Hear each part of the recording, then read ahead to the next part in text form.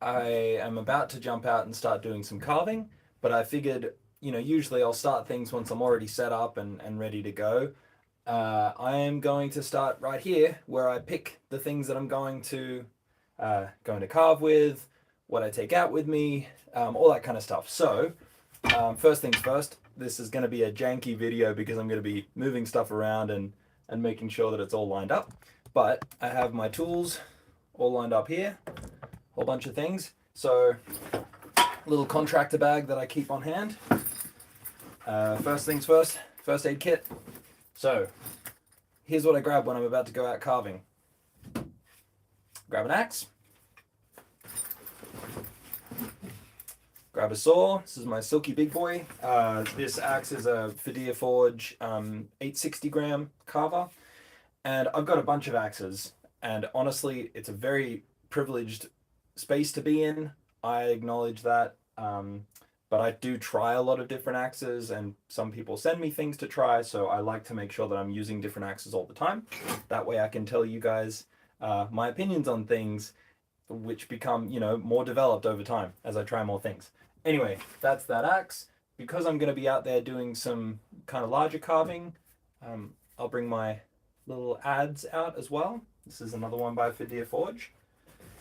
And then, because I'm going to be out there carving start to finish, take a draw knife as well. I'm just going to do some relatively rough carving, so I'll take pencil out with me. I might take a compass and a ruler as well. Sometimes I don't, well, most of the time I don't use a ruler, to be quite honest, or a compass. But if the grain looks a little bit swirly and I need to line things up, it's a nice thing to have on hand. And then I'll take my fro as well, just in case. The piece of wood that I just grabbed off the block then, I'd already split. This is a piece of silver birch. It's got a couple of knots in it that are a little bit funky. That might get in the way. I might end up actually cutting this or just trimming that out. But yeah, that is basically a bag packed. And so you guys can come with me. And let's go carve a spoon. Okay, you're gonna come with me this way. I'm gonna pick this up. I'm gonna go out my door. And then what I usually do is I go down here, out the side.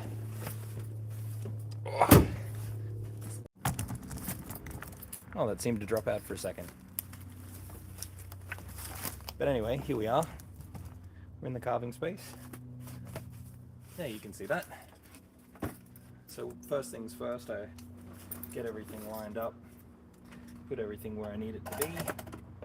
My axe block has a whole bunch of, so you can see that, it has a whole bunch of little hooks and spacers that I save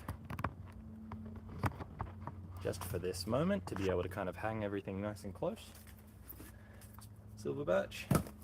Make sure this is lined up nicely. And feel free to let me know if you have any questions, comments. Axe in here. My saw has a little spot in the front. My adze has a little spot in the front, right there. And that's all I need for the moment. And I'll just put my draw knife over here on the spoon mule. Okay, so first things first, I'm gonna see what this knot is doing to me. I might actually split this out a little more aggressively and see where it goes. So I have my mallet that always lives out by my block as well. And we're just going to, basically, I'm going to try and take that knot off by hitting it at an angle and see basically where it splits. I think it's going to be a little tough to split because of the knot. So we will see what it wants to do.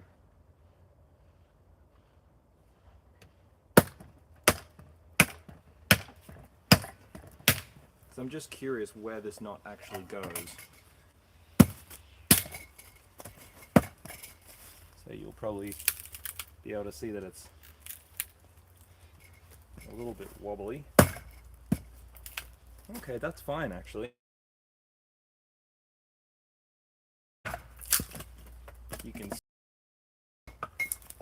that the knot goes just kind of off to the side a little. That's fine, I can totally work with that. I think I might grab the throw again and split that piece off.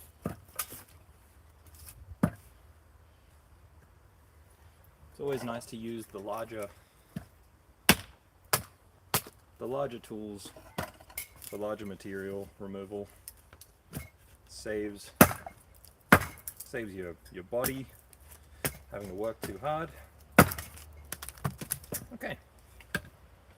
Now what I think I'll do is I'll just rotate this around here so you can see what's going on.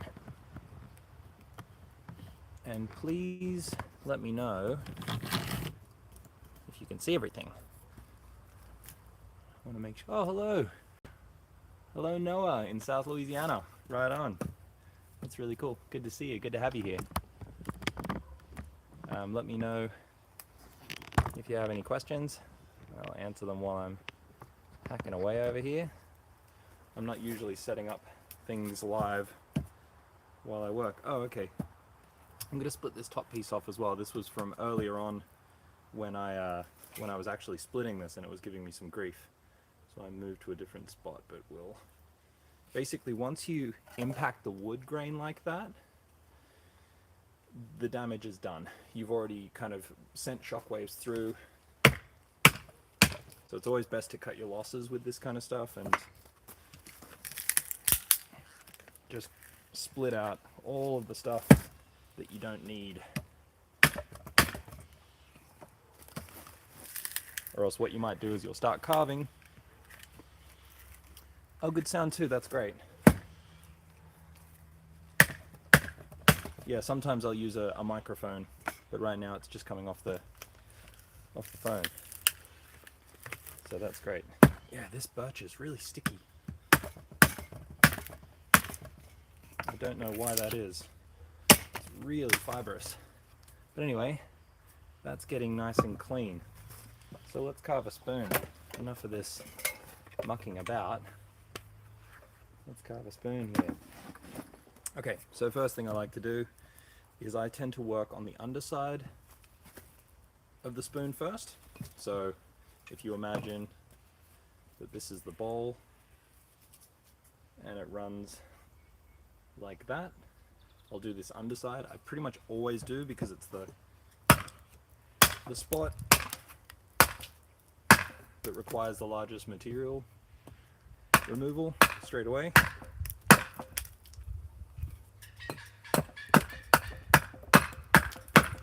It's always nice to get into the habit of trying to make everything as square as possible. So you're just checking things. Okay, so because this is dried out a bit, you can see, I don't know if you can see that, there's basically little tiny cracks all the way along the edge. I'll just cut that off at the end. A new channel a couple of weeks ago. Oh, you don't suck. You're just learning. We're all just learning. All of this takes time.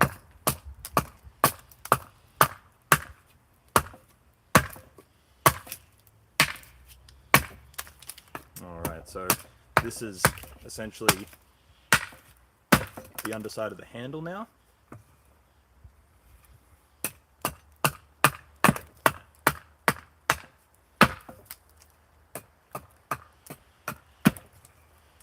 Just straighten out this bowl.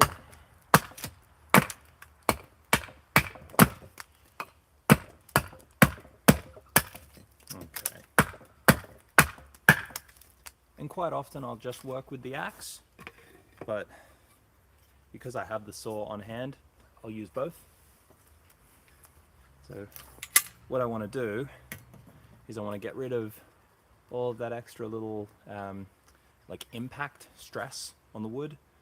I'll probably just cut that away. Because one tip that's really important is you've got to learn to let go when you're carving, because there might be a section of the wood that you're really attached to, and you want to make sure that you don't, lose that really nice bit of grain, or you've got a certain width. You can never really fixate. You can never fixate on exactly the one thing that you're planning on designing. At the end of the day, you've just got to let the wood do the talking, because it will let you know what you can and can't do every time.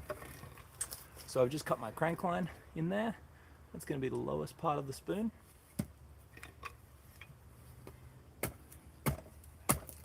And then this is where we start. So I've got a little bit of a knot there.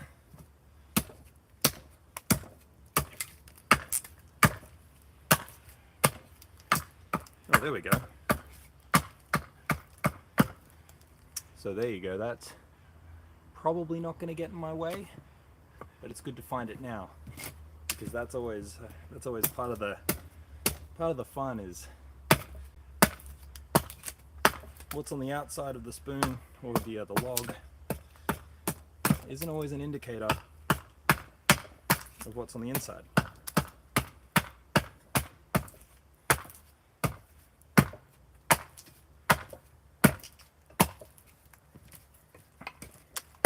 So I think of wood grain, I think of it in the same realm as water. And what I mean by that is, when you've got a knot like this,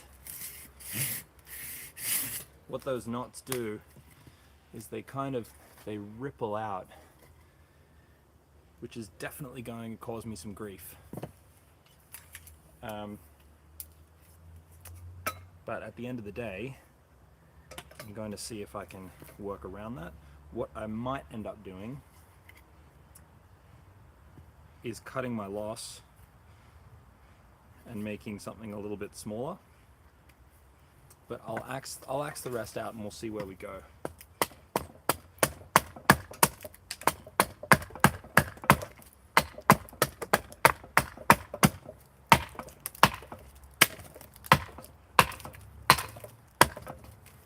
Because I think if I'd realized that knot was as big as it is, I may have actually flipped and used this side as my bowl side.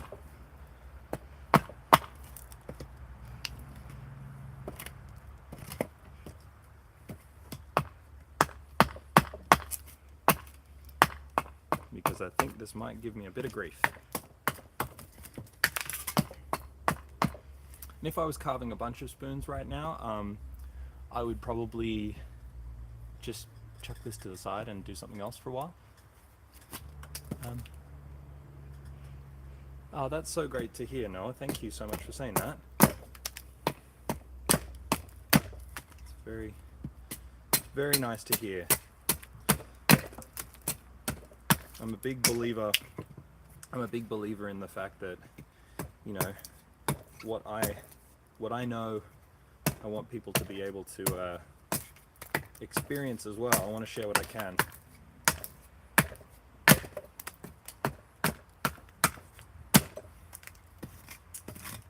And all that being said, if you feel like picking up an Andy Spoons t-shirt or checking out the shop, you can head over to andyspoons.com. There's plenty of stuff over there for you. Okay. So what turned out as quite a large piece of wood, that knot is going to get in my way for sure. So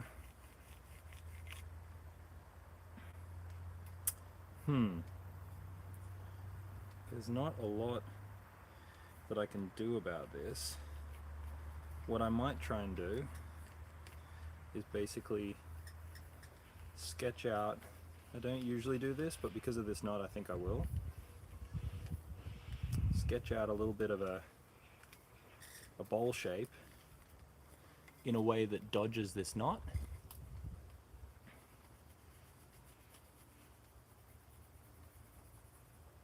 And I think this is going to be some sort of camp spoon at this point. Kind of a long stirring spoon.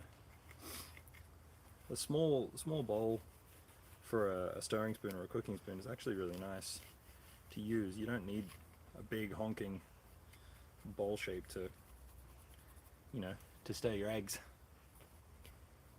Doesn't need to be crazy. Okay. So we're going to go with this.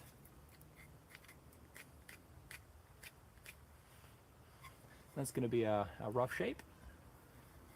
What I will do before I get to that, a good practice is to thin this angle out a bit more, because it means that you've got less density around the wood, if that makes sense. So I'm going to thin this area back.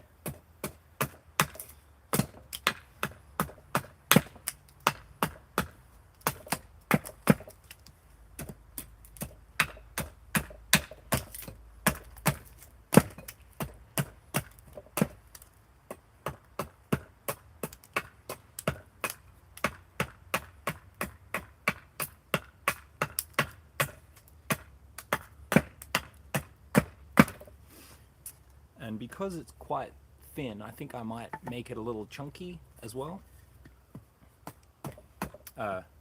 Thin this way, so I'll make it a bit thicker that way, if that makes sense.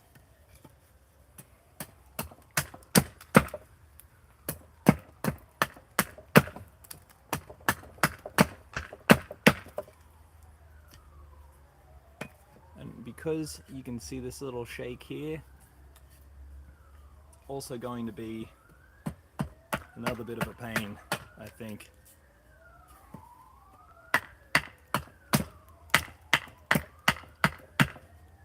To be honest, I think I might actually start with something else, because I'm looking at this.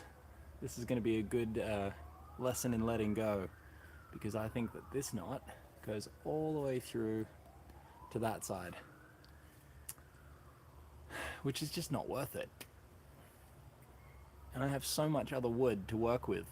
So, you know what? We're going to let go. We're going to let go of this. But that's okay, because you just grab another piece of wood. So we're going to work with silky oak now. This is a nice big piece of silky oak. I'm going to saw off the knot.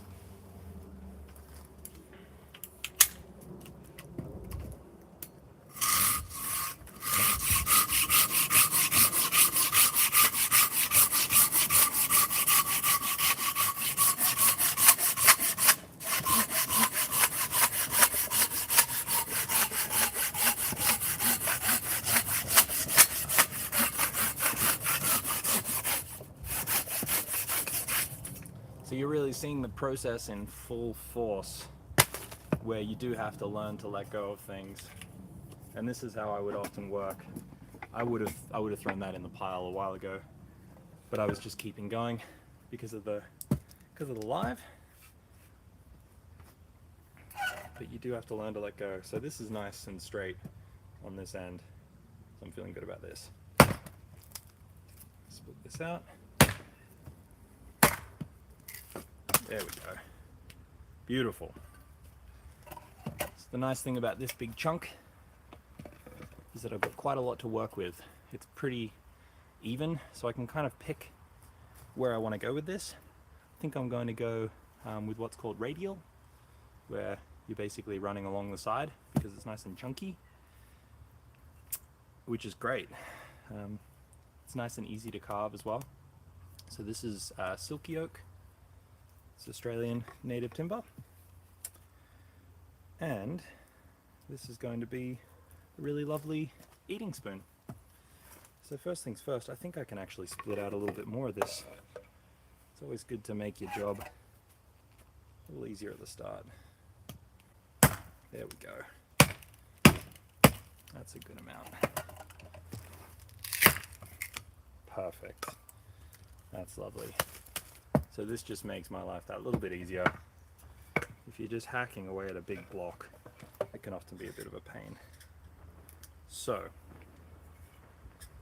I think I'm going to go with that is my bowl end.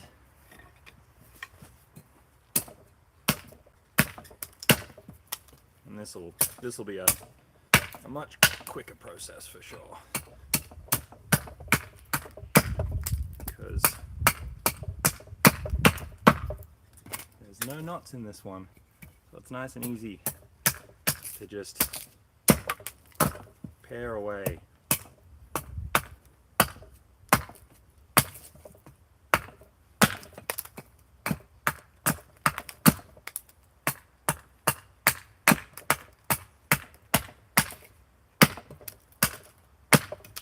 So squaring everything off.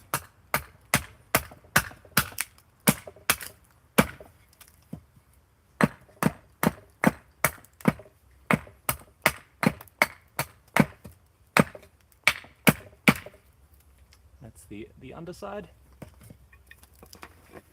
And then we'll get my saw back.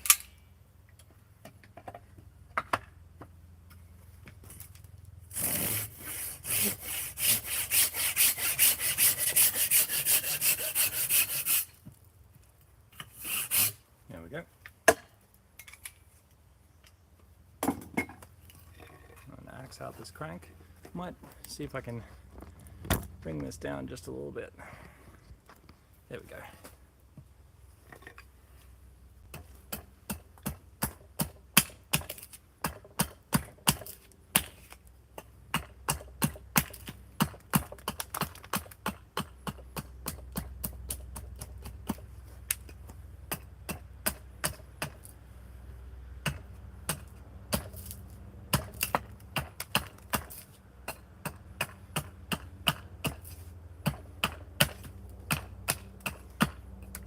we go.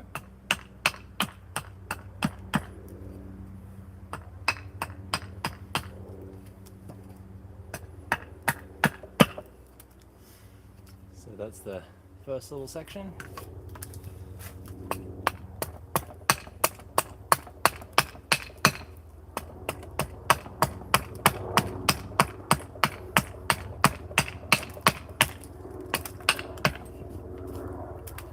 Second section.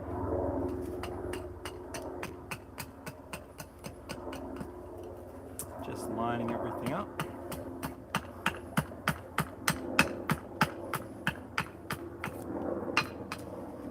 Yeah.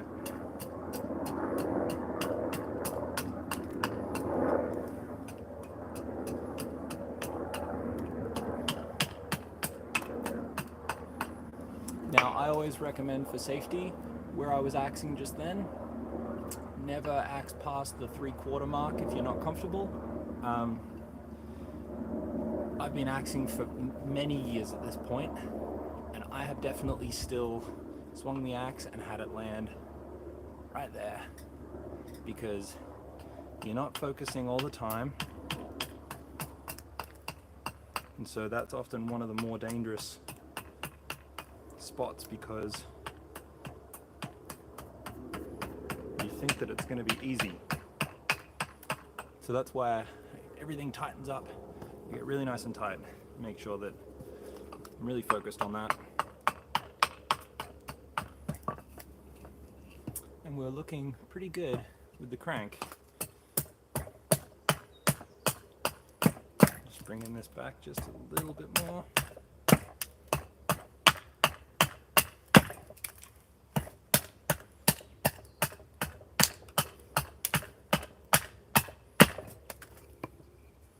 Awesome. So that's our crank. Let's lift this back up a little bit. And let's draw in our design.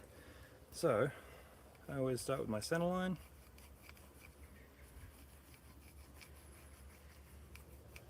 I've never used a template before. It might be something that would be good to try, but I do like the freedom that working with the wood gives me.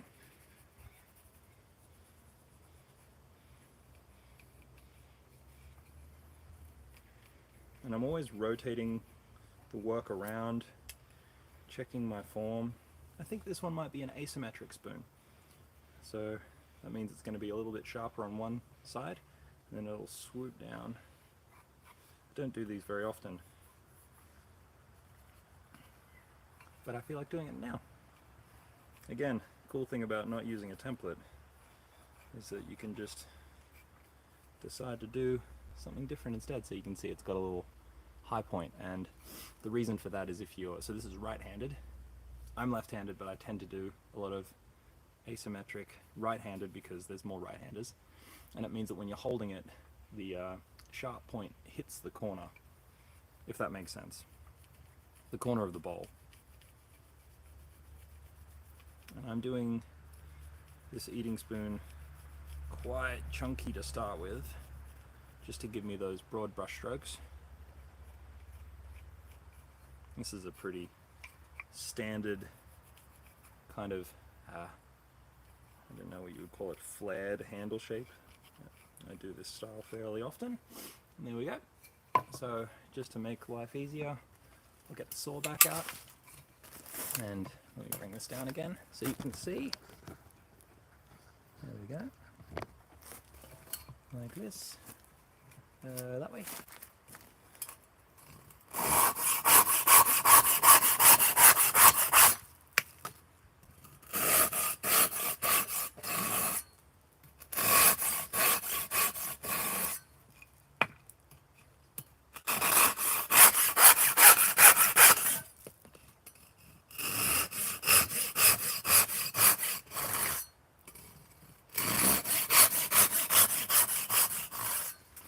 And so these are just my stop cuts, because what I can do with this, which makes life easy, is basically just line up my axe a little bit off my line, but still pretty close.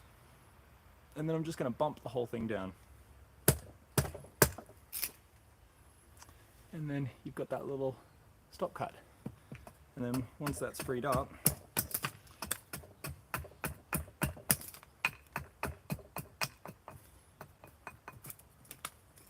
I'm pretty much done.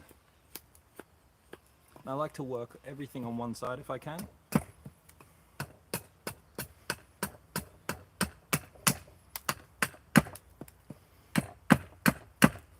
And then I'll go back this way, another bump cut.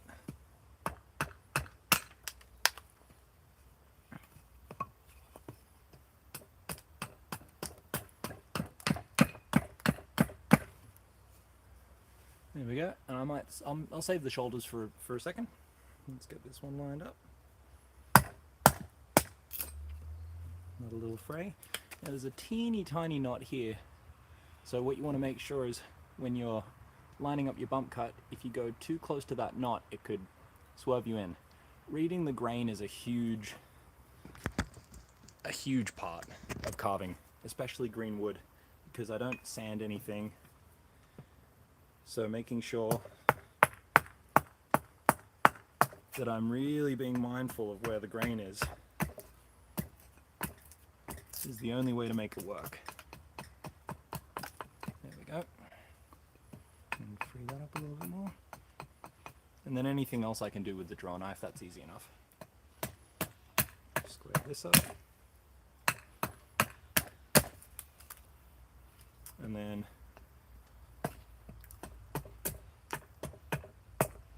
a little bump cut there. And then this is where I shift to the shoulder work. I'll bring the camera back down again. I hope you guys are okay with me moving this camera all over the place. You can see that. So basically what I'm doing is coming in at an angle and then turning the work.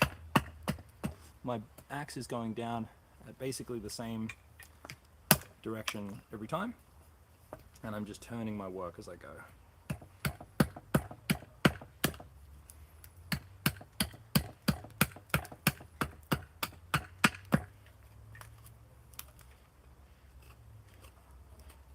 Okay, that's pretty good. I can do the rest of that with the draw knife.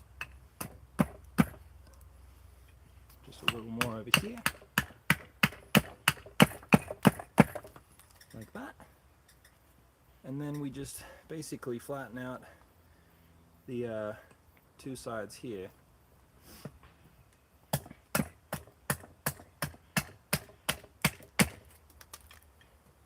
This can be a little bit of a difficult cut.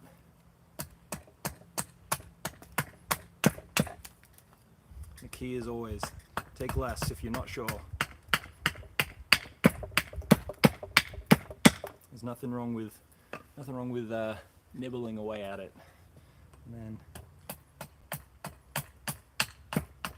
a little more off the back shoulder here.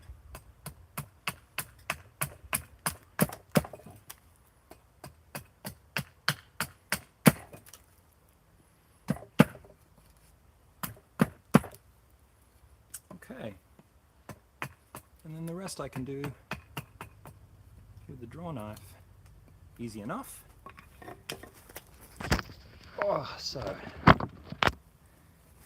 here we go. That's the spoon blank. This is, like I said, it's a silky oak. So I'm just going to transfer my little workspace. Here we go. And we'll go down here. So this is the spoon mule. I have a couple of videos covering this whole apparatus. Let me just bring this down.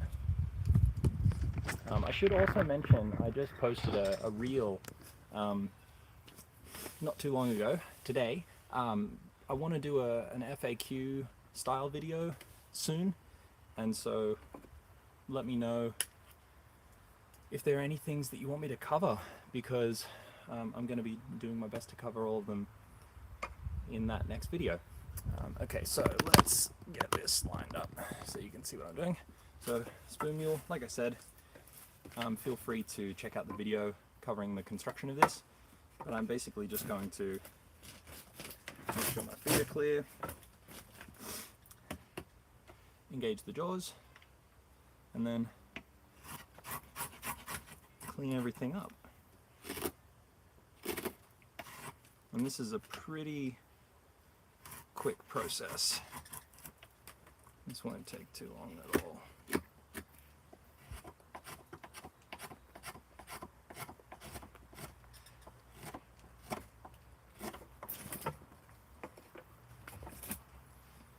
Just working back and forth.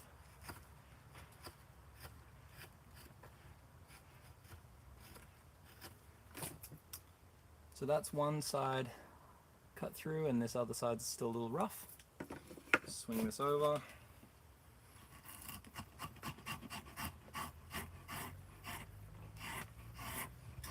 And do the other side.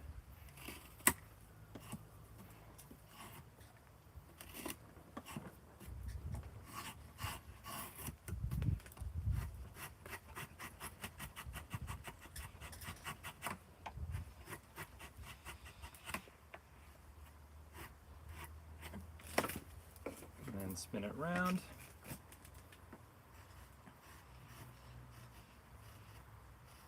I hope you can see this okay.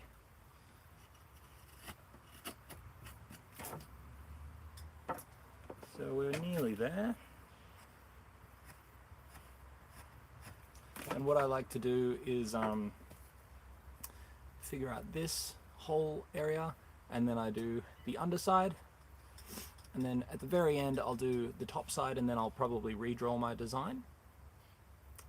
Or I might even just leave it, because the top can be done with the slade knife. So that side's, I'm pretty happy with that profile. I'm going to do the underside now. Maybe I'll bring this even closer. Let me see what I can do here, sorry. Let's do, sorry, like I said, it's a bit of a chaotic film style today. Let me know if it's too crazy for you. So here's a shot that you can see a little better of what I'm going to be doing with the draw knife here. This is, I'll do the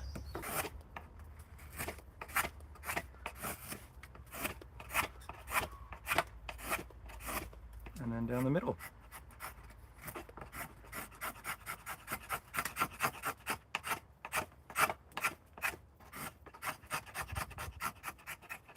Just making sure that everything's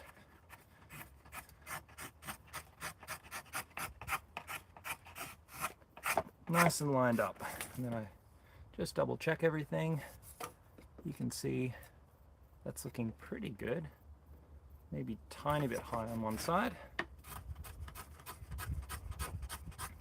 Tiny bit high on this side.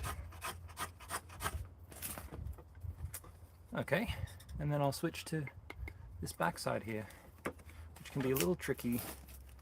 Sometimes I'll put a piece of wood under there just to support it, but this seems to be grabbing okay. There we go. And what I do is I come from just in front, and this is again reading the grain.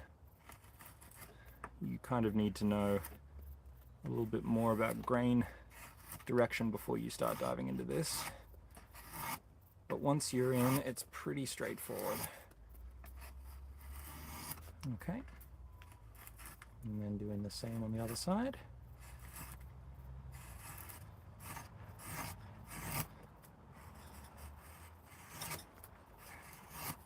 And then straight down the middle.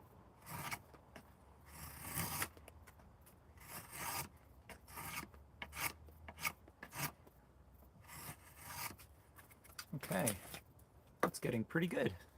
So there's my profile there. And honestly, the rest of this, I'm very comfortable doing with the Sloyd knife.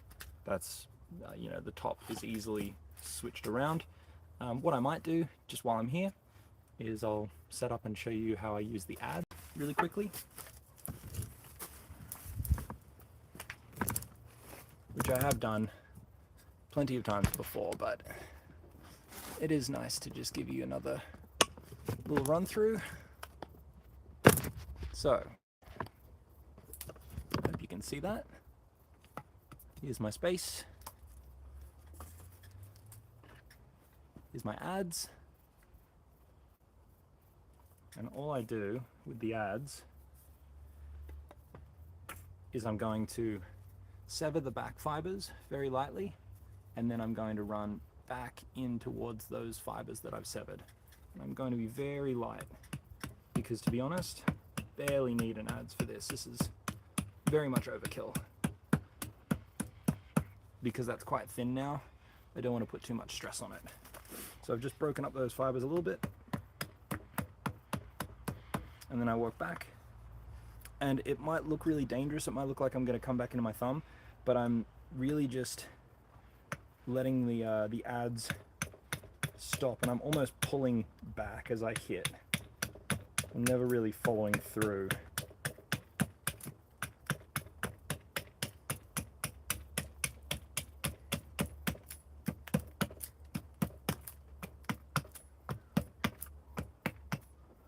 And I would say this is not necessarily an essential part. You could get all of this done with a spoon knife very easily.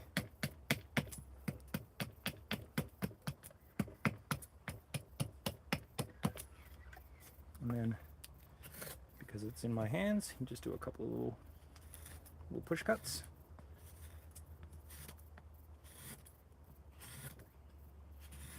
Just to smooth things out a bit.